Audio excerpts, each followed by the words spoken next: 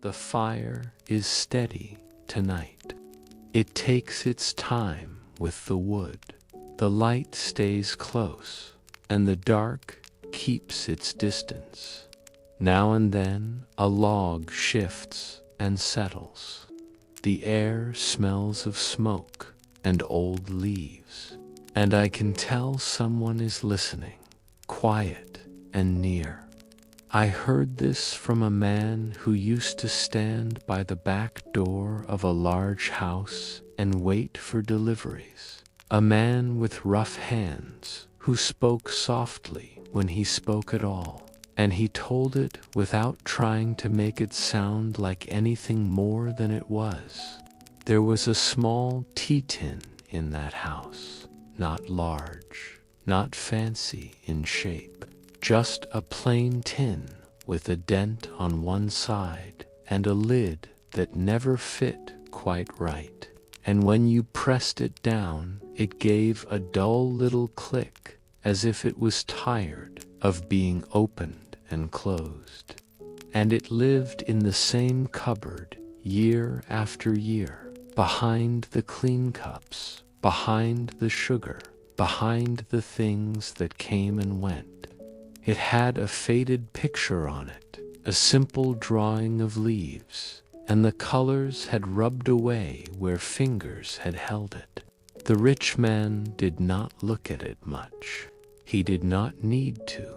Things like that were handled by other hands.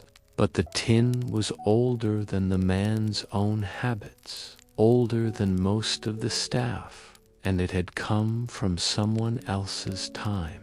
The man at the door said it had belonged to the rich man's mother.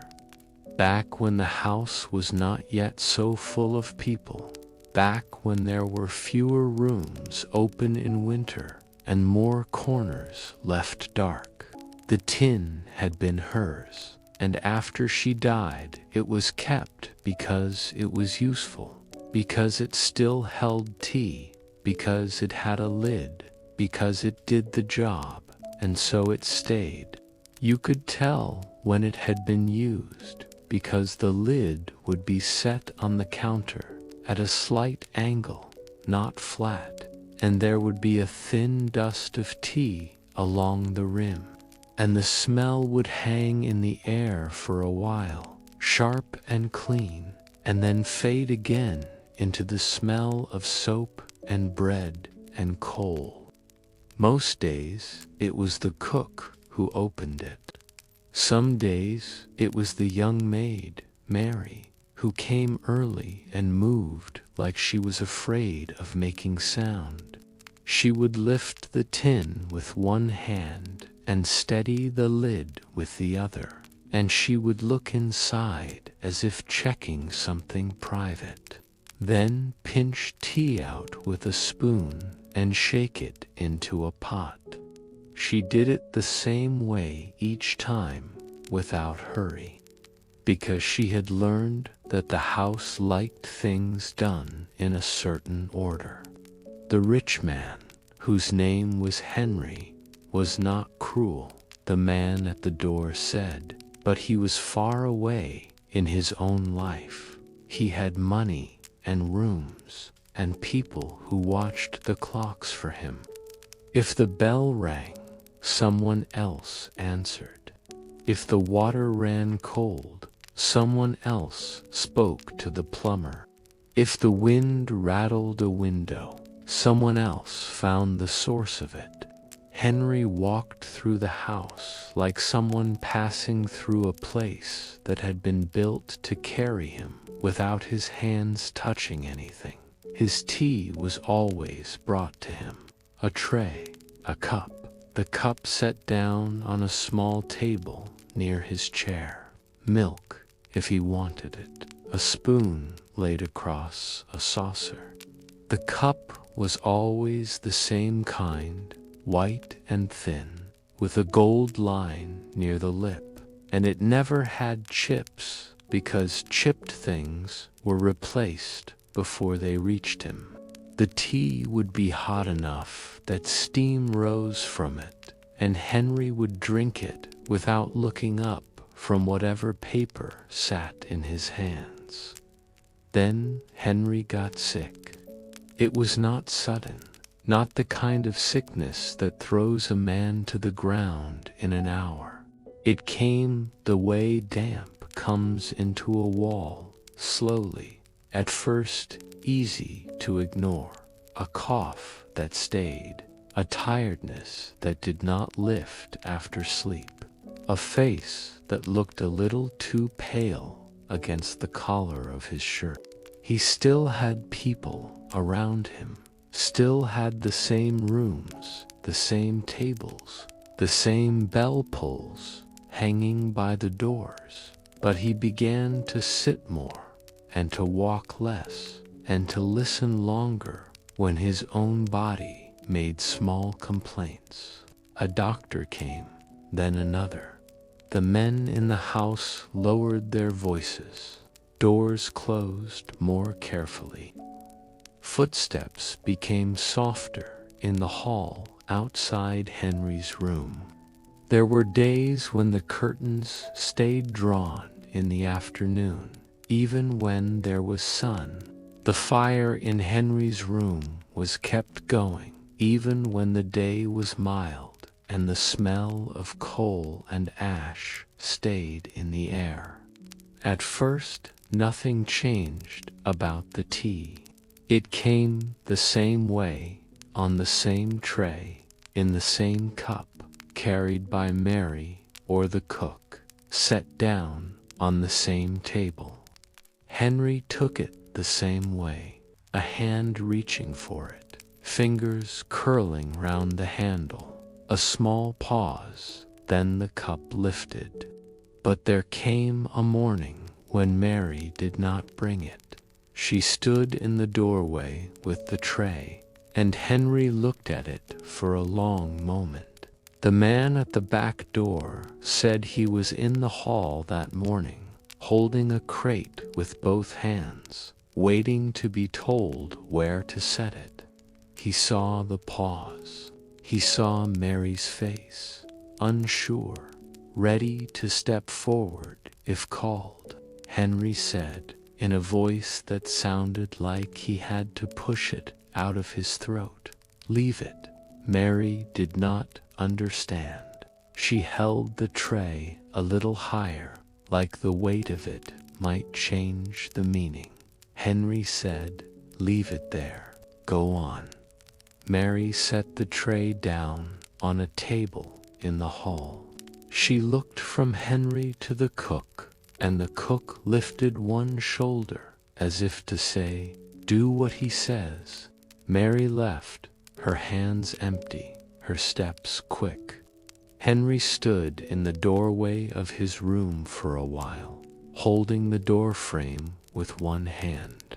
He looked down the hall at the tray, the cup steaming, the little pot beside it, the spoon, the milk. Then he turned back into his room.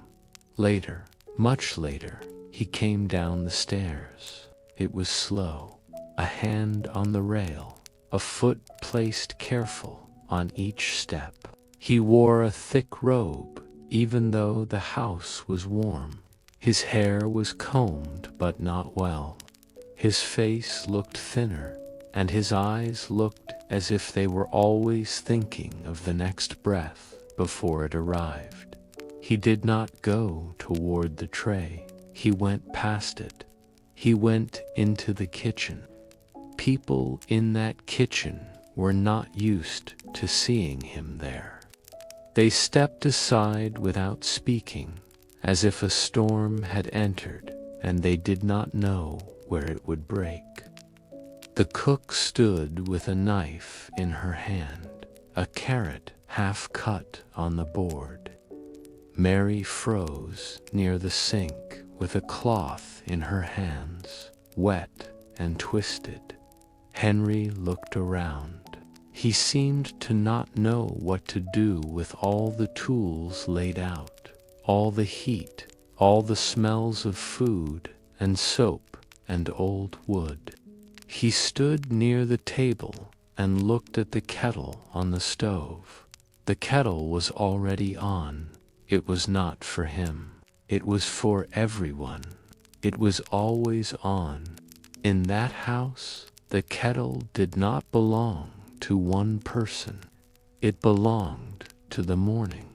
Henry pointed at it. "Is there water?" The cook said, "Yes, sir." Henry's hand moved toward the kettle, then stopped. He stared at the handle as if it might burn him even from a distance. Mary said very quietly, "I can." Henry lifted his hand a little. Not a wave, not a command, just a small stop. He said, "No, I'll do it." He picked up the kettle. His grip was awkward, like someone holding a tool he never needed. He poured water into a pot on the stove. Some splashed.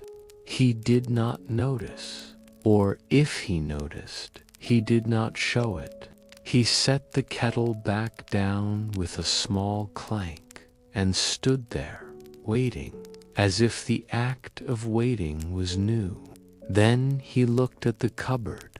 He did not know which door to open. He tried one. It held plates. He shut it. He tried another. It held jars. He shut it. He tried the third. And there, behind cups, behind sugar, behind a small bag of flour, was the tea tin with the dent and the bad lid. He took it out with both hands. He held it as if it was heavier than it was.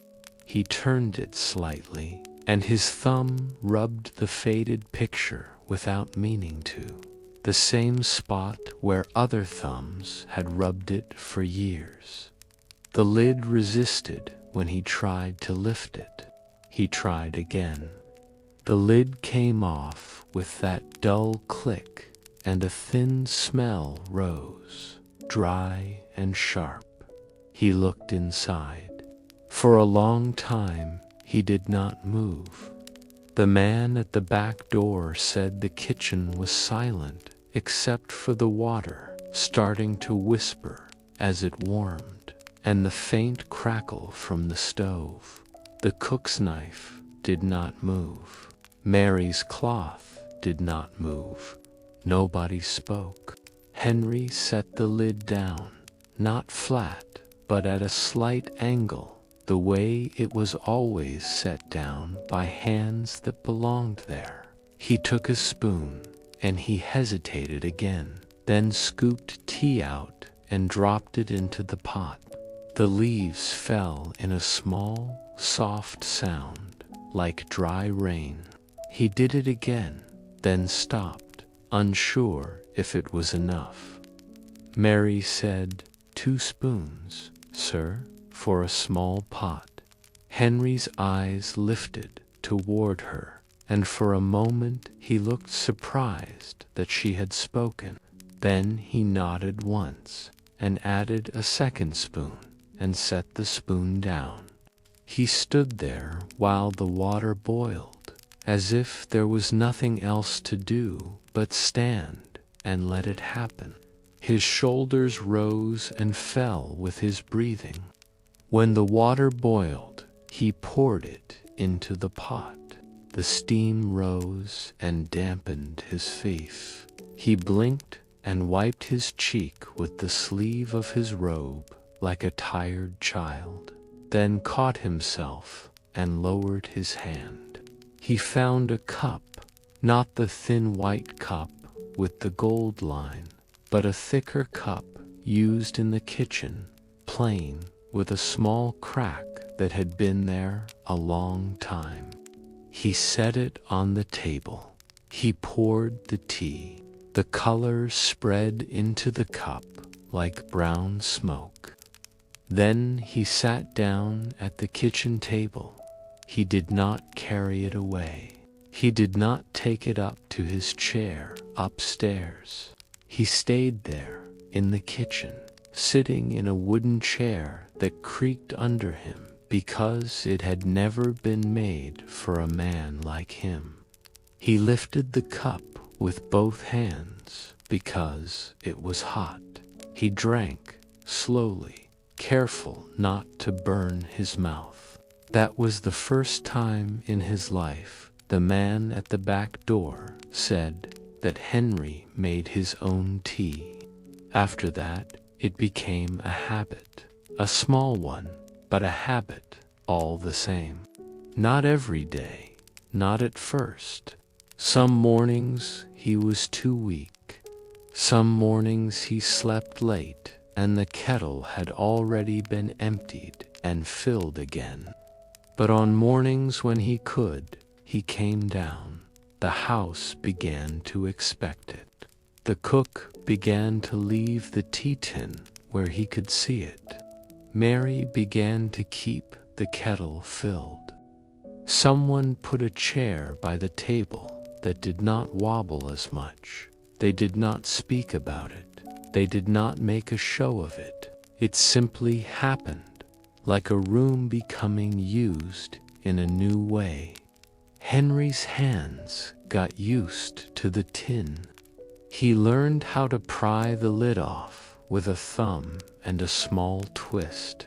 He learned how much tea looked right in the spoon.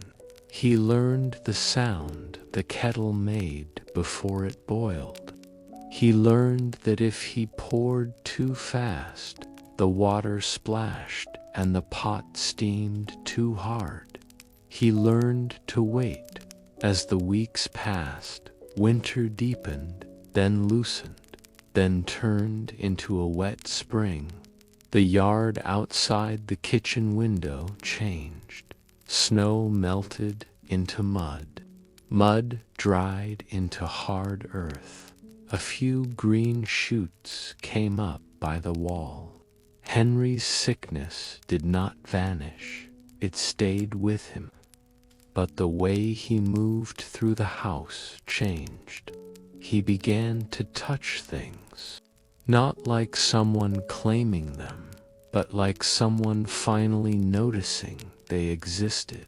A hand on the back of a chair, fingers on the edge of the counter, a palm resting a moment on the warm side of the kettle. Small touches, ordinary touches.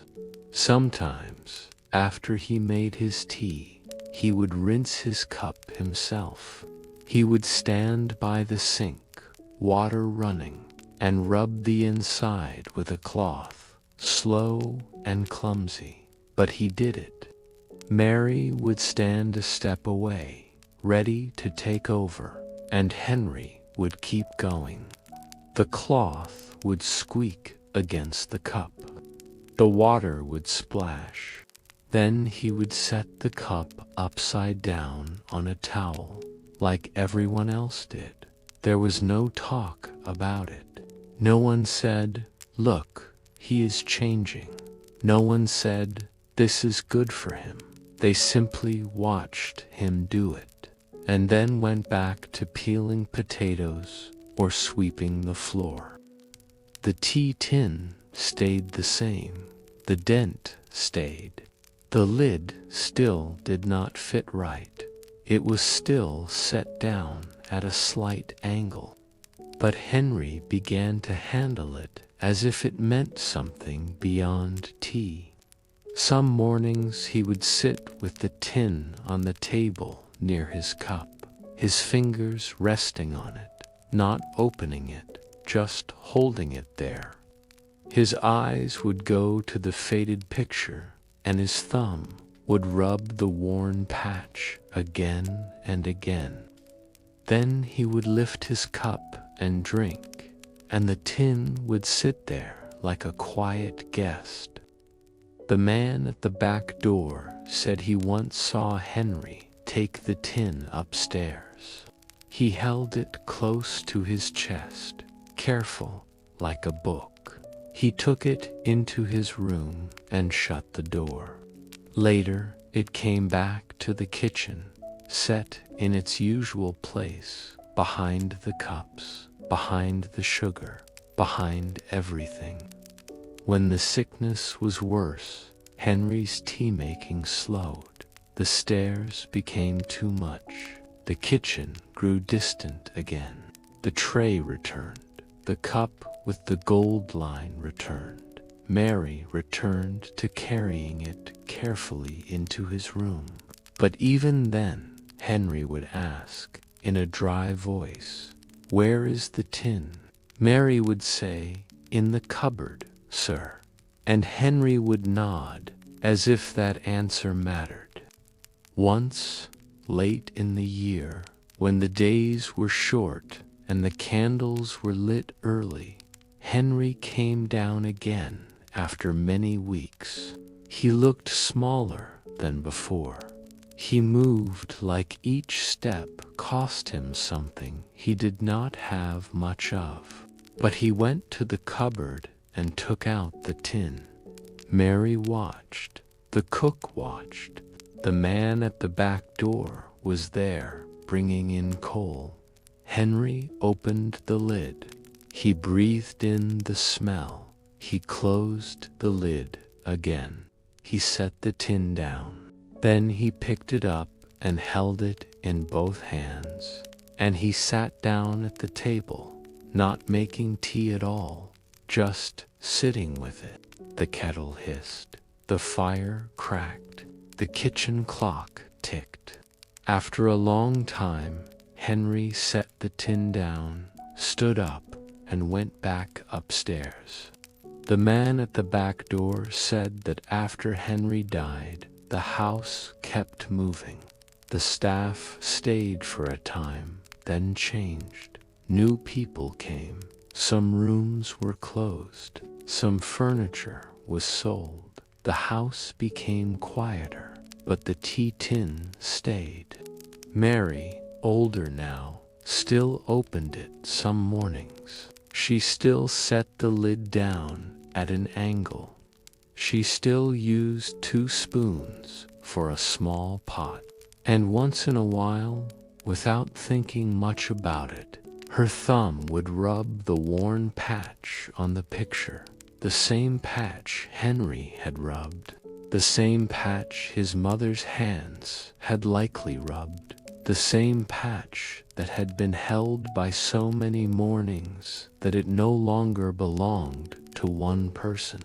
And some mornings, when the kettle began to sing, Mary would pause with the tin in her hands. Just a pause, not long, and then she would go on, pouring tea, wiping the counter, laying bread on a plate, and the kitchen would keep being a kitchen, plain and warm, even in a big house. I knew of another man who lived in a smaller place, not rich, not poor enough to be noticed. The kind of man people saw every day and never thought about. And I heard about him from a woman who worked near the post office. A woman who always stood outside at the same hour to shake out a rug. And she spoke of him the way people speak of someone who has been in their sight for years. His name was Robert. He carried a pocket watch, not for show, not a fine gold thing, just a plain watch with a dull case and a chain that had been repaired more than once. The chain had one link that did not match the others, a darker link, thicker, and it looked like it had been taken from something else and forced to fit. The watch lived in Robert's vest pocket. When he walked, you could sometimes hear the chain tap faintly against a button. It had belonged to his father, people said, and before that to his father's father. And it had a small crack in the glass that caught the light when the sun hit it from the side. Robert did not keep it safe in a box. He did not treat it like a treasure. He used it. He would take it out in the morning while standing by his door, turning the key in the lock with one hand and holding the watch in the other, checking the time, then slipping it back into his pocket. At noon he would take it out again, sitting on a step with his bread and cheese, holding the watch close to his eyes because the numbers were small and his eyes were not young anymore.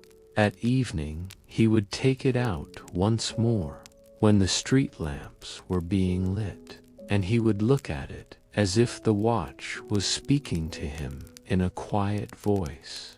The watch reminded him of a connection that was old and simple, a connection that did not need words. His father's hands, the smell of tobacco on a coat, the sound of a tool being set down on a bench, the feeling of being a boy watching a man who knew what to do with time. Robert did not talk about it. He did not sit and remember out loud. He simply carried the watch as if carrying it was the remembering. For years, Robert worked hard. He walked fast. He spoke fast. He ate quickly. He did not like to stop, and if he stopped, he would stand rather than sit, as if sitting might trap him. He worked in a place where goods were counted and moved, where the days were measured by how much got done. He was good at it. He was reliable. People said, "If you want it done, give it to Robert." They meant it as praise.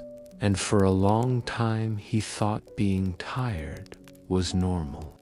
He would come home in the evening and drop his coat on the same hook by the door. He would wash his hands at the basin and look at the water turning gray. He would eat a simple meal, then stand up again, then sit down again, then stand again. He would lie in bed and feel his mind still running, as if it did not know how to stop just because the body had stopped moving.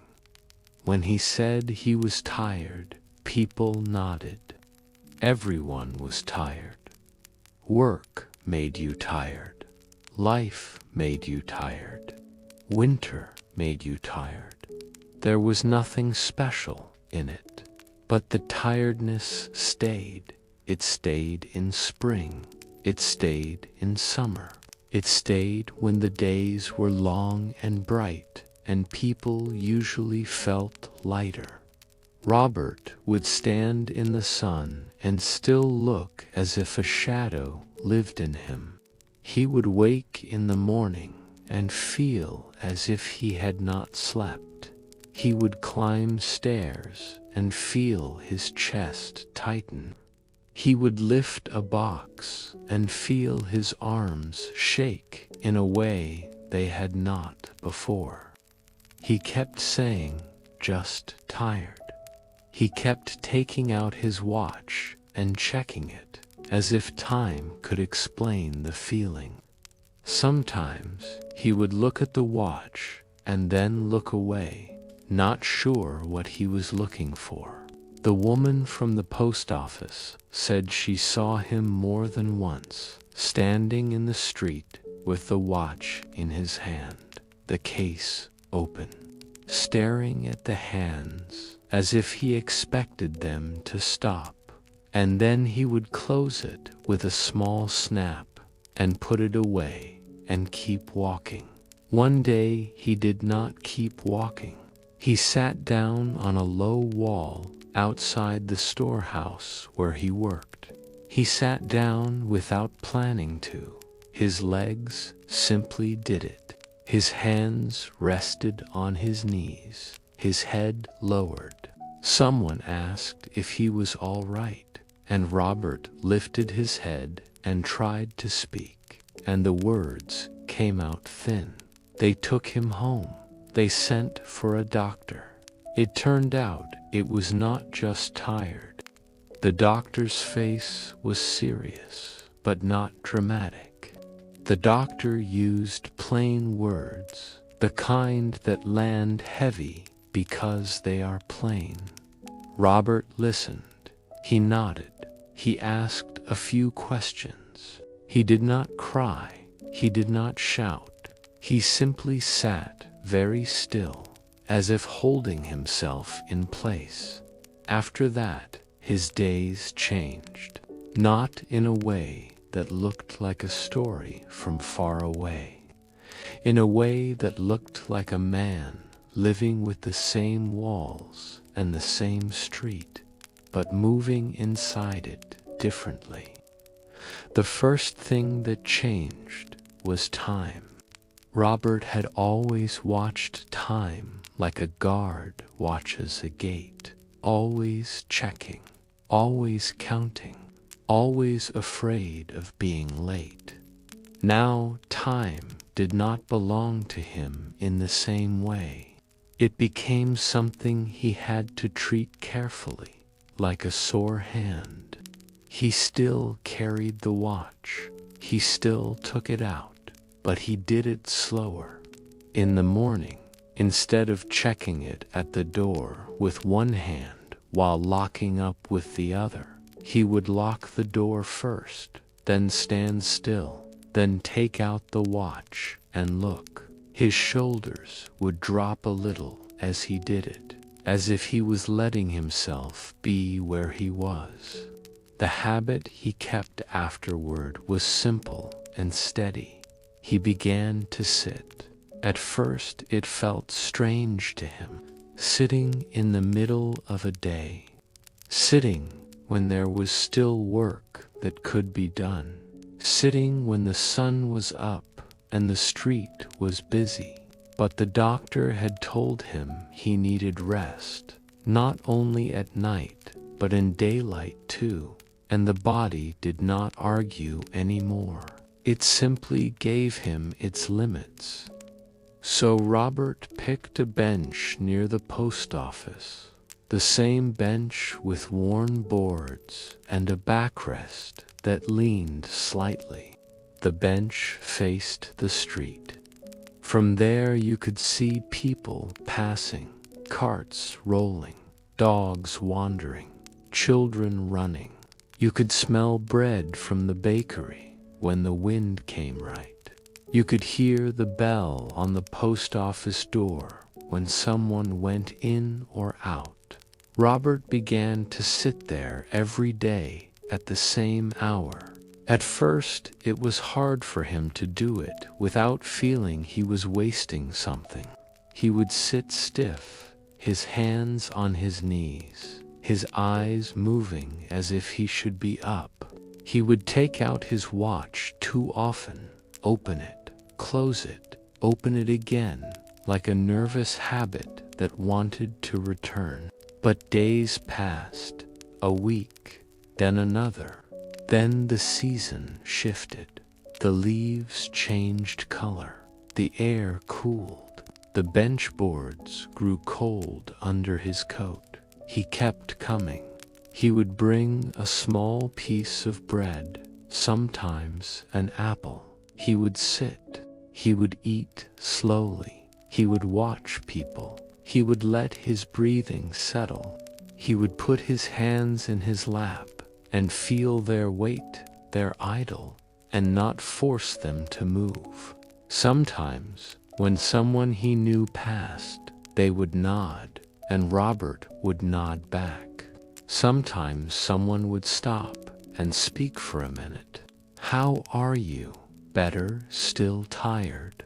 Some days, short talk, then the person would go on. Robert would stay. The habit repeated across months. Winter came. Snow gathered at the edge of the street. The bench was dusted with white. Robert would brush it off with his sleeve before sitting. His breath would show in the air. His fingers would be red with cold when he opened his watch. Spring returned again. The bench dried. The bakery smell grew stronger in warmer air. Robert's coat grew lighter. His face looked a little less drawn, though the tiredness never fully left him. It became part of him, like the watch chain, like the crack in the glass. He learned small things. He learned to walk slower without feeling ashamed. He learned that if he rushed, his body punished him quickly. He learned to stop before he had to stop.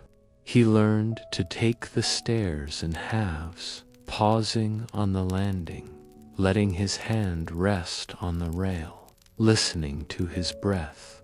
He learned to let the day have empty spaces in it. At home, his routines changed too, but in small ways. He still hung his coat on the hook. He still washed his hands.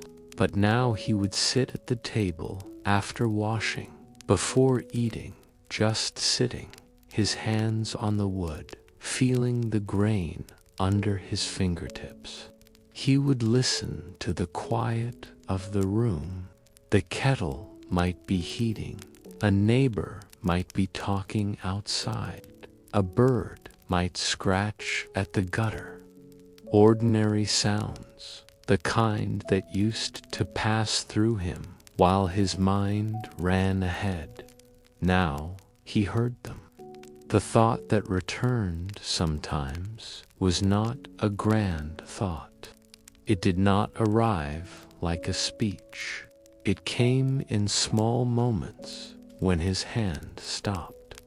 Often it came with the watch.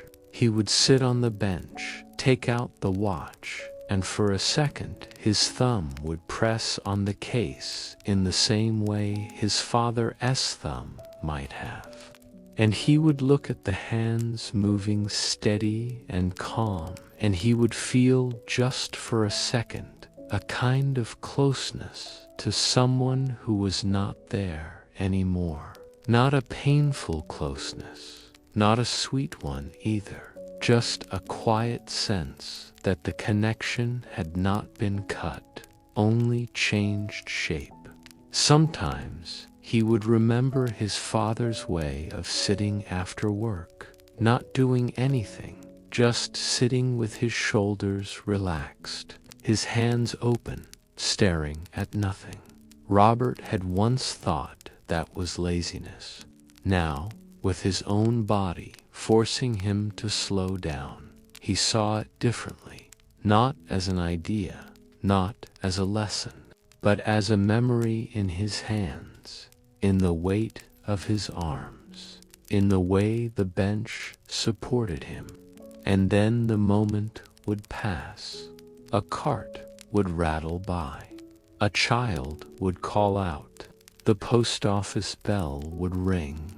Robert would close the watch and put it away, and he would sit a little longer, then stand carefully and go on with the rest of his day, step by step, not chasing time, not fighting it, just moving inside it.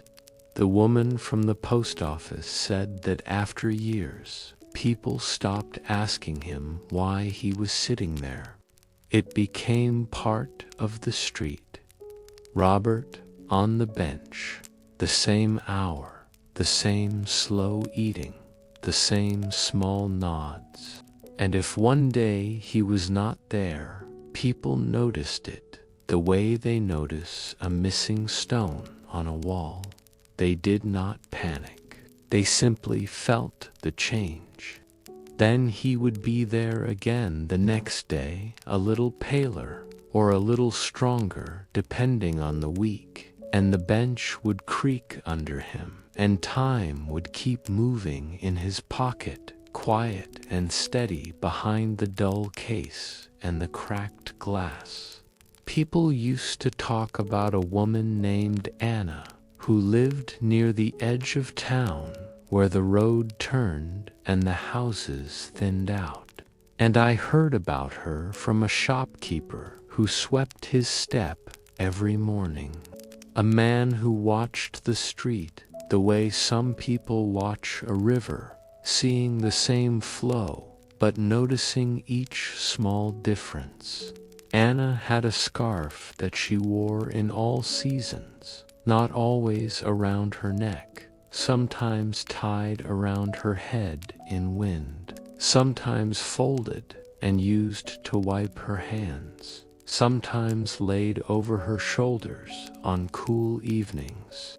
It was not fine cloth. It was soft from use, faded from washing, and one end had been mended with a different thread that did not match.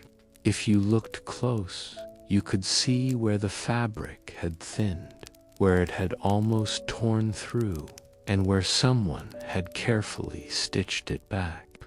The scarf reminded her of an old connection. It had been given to her by her sister, Sarah, long ago, on a day when the air had been sharp and bright, and Sarah had said, "Here, take it. You always forget to wrap up."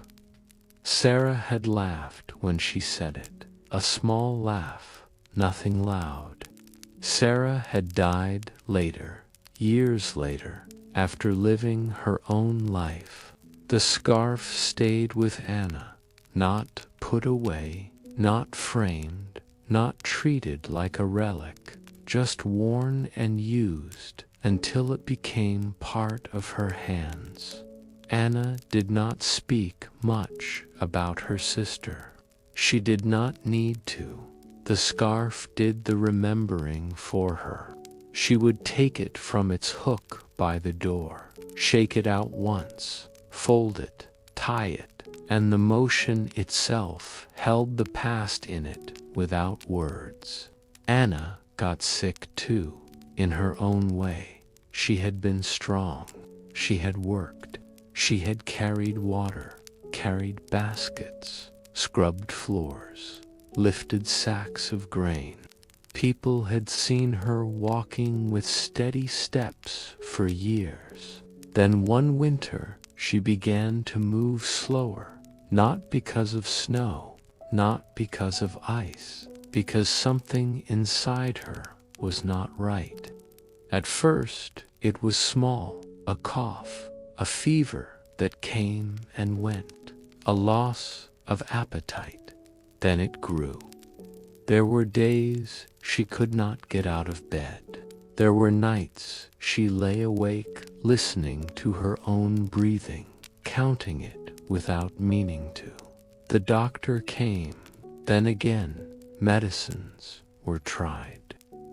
Time passed in a strange way, full of waiting. People brought soup. People brought bread. Neighbors checked her fire. Someone swept her floor when she could not. The scarf stayed on its hook by the door, untouched for weeks. Then, slowly, she recovered, not in a single bright day, but in a line of small days where she could sit up, then stand, then take a few steps, then wash a cup, then open the door and breathe the outside air again. When she was strong enough, she reached for the scarf. She held it in both hands at first, feeling its softness, the worn places, the stitched end. She lifted it to her face without thinking and breathed in. It smelled like clean cloth and a faint trace of smoke from her hearth. She tied it around her neck, even though the day was mild, and she stood at the door for a long time, looking out at the road. After that, she began a habit that people noticed because it was so exact. Every day, at the same time, she went for a walk. Not a long walk, not a hard one, a steady one. The shopkeeper said he could set his sense of time by her. When the morning had turned into late morning, when the sun had climbed to a certain place, when the shadows on the street lay in a certain angle, Anna would appear at her gate. She would step out, close the gate behind her, and stand a moment, as if listening.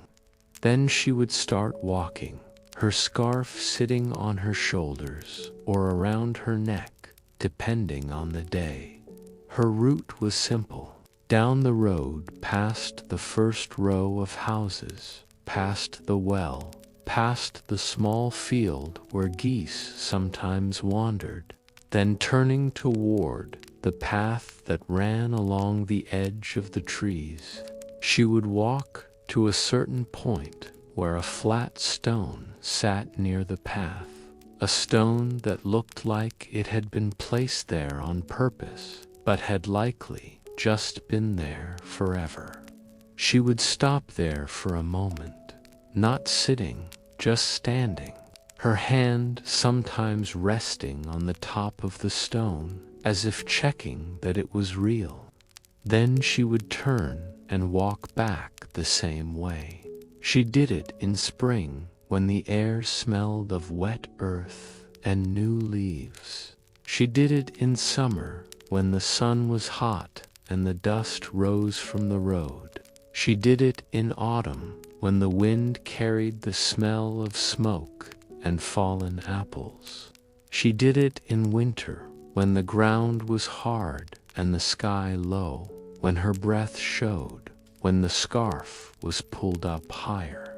Sometimes she walked faster when she felt strong. Sometimes she walked slower when her legs were heavy. Some days she stopped twice, once near the well, once near the stone. Some days she did not stop at all, just kept moving, one step after another, as if stopping might break the thread of it. People began to expect it. Children would see her and move aside. A neighbor would wave. Anna would nod. Her face was calm, not smiling much, not frowning either. She looked like someone doing something that had to be done. The habit kept going for years. The shopkeeper said he watched the seasons change around her, like pages turning. One year, her scarf looked brighter because she had washed it more. Another year, it looked duller because the sun had faded it further. The stitched end began to fray again, and she stitched it again, the same simple stitch, not trying to hide it. Sometimes she carried a small bag with her and picked up a few sticks on the way back. Sometimes she carried nothing but her own hands, fingers tucked into the scarf for warmth. Sometimes she stopped to speak with someone for a minute, then went on. Even when she spoke, she kept one eye on the road, as if the walk had its own rule and talk could not be allowed to stretch too long. The thought that returned sometimes came in the smallest way, in the middle of the habit, when nothing was happening. It might come when she reached the flat stone and put her hand on it.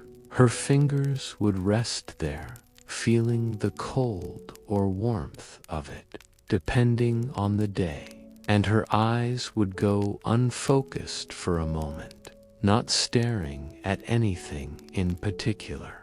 Her hand might stay on the stone 1 second longer than usual. Her breath might pause.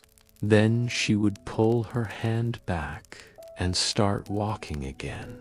It might come when the wind lifted her scarf and she caught it with one hand, the same motion she had done 1,000 times.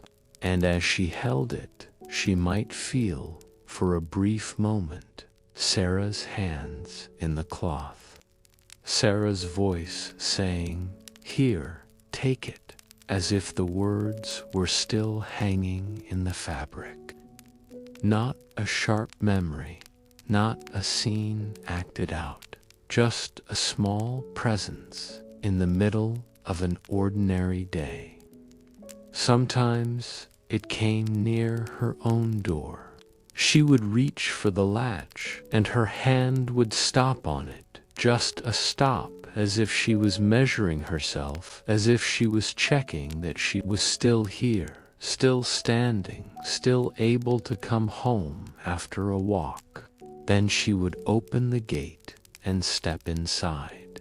Life around the walk kept moving. Some days rain fell and the road turned to mud.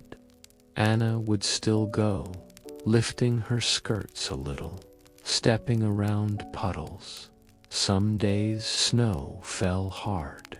Anna would still go, her scarf pulled up, her head down, her steps careful. Some days the wind was so strong it pushed at her as if it wanted to turn her around. Anna would lean into it and keep going. People grew older. Children became tall. Faces changed. Houses were repaired. Fences leaned, then were fixed.